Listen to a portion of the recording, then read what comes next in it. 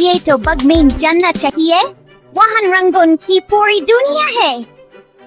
हर फूल की अपनी ही एक खास चमक होती है। चलो मिलकर उनसे मिलते हैं।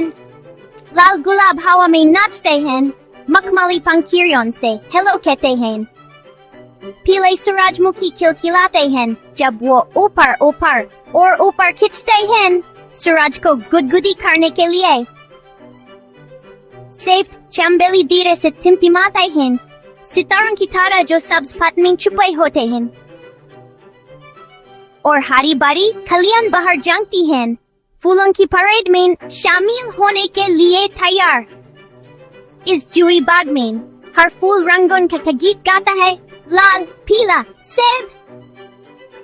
क्या अपना पसंदीदा फूल ढूंढ सकते हैं? शायद वो किसी फीके पेड़ों के पीछे हो। सब मिलकर फूल एक ऐसी दानत बनाते हैं जिसे आप सूंघ भी सकते हैं और छू भी सकते हैं।